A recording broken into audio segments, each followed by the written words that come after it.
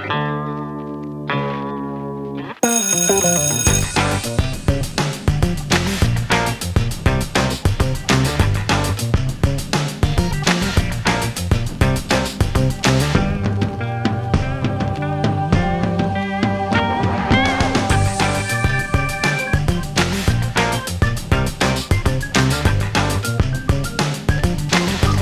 to the edible classroom.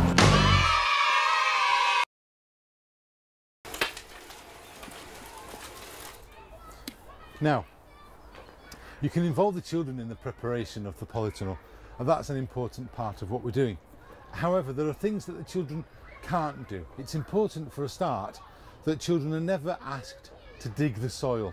This is why I've got the machine out, the rotavator, and it's here to give me a head start on preparing the ground. By the time we've finished with this, the soil is going to be light and friable, and the children can easily move it around. All we've done is simply laid down these raised beds on top of the soil in the polytunnel.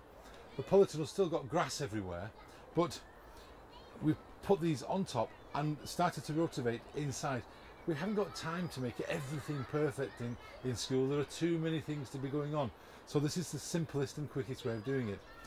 First of all, we've got this part here is where we've got clods of grass, all sorts of things. Now a lot of these we are simply going to chew up with the rotavator and make a tilth out of this. But then the soil is not being used for anything but playing football on for the last 40 years.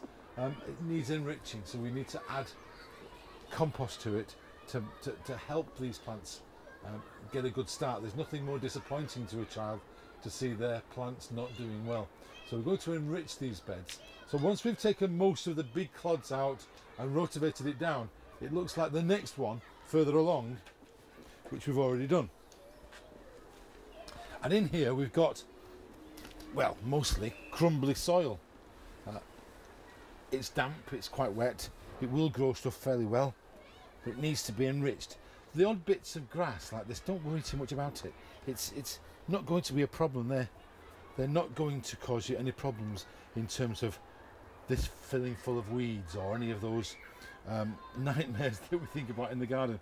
It's partly because it's going to be too warm in here for them, and partly because we're going to continuously, as we're working, pull things out, dig them out and sort this out. So this will continue. Now there's something that I want to show you here that you have to be careful when you're on a school field. Most metropolitan boroughs and local education authorities build schools in places where housing estates or other things were in the past, and so when you're making the beds, you have to be really careful. Look at this. I've got a sharp piece of slate that's obviously off an old roof, and also a piece of glass.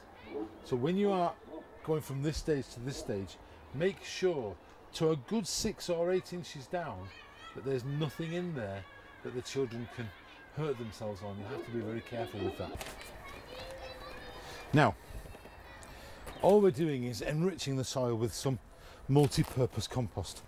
Now if you can get peat-free compost, then please do so, because obviously our peatlands are being destroyed because of the extraction of peat for compost.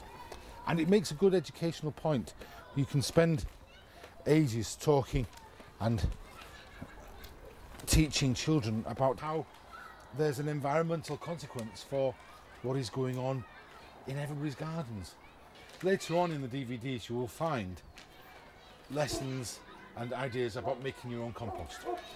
In schools you can very easily, and it's a very valuable lesson, very easily make compost, and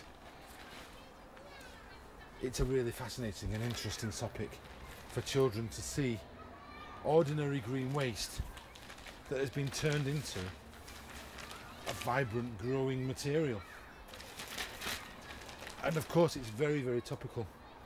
The thing about compost is that it not only adds nutrients to the soil, it gives the soil good heart, and by that I mean it allows the rain that falls on it, or inside the polytunnel as it is, the water that we put on the soil, to stay in a kind of a sponge. It also conversely opens up the air spaces between the soil particles to create a really warm, fluffy environment in which plants love to grow.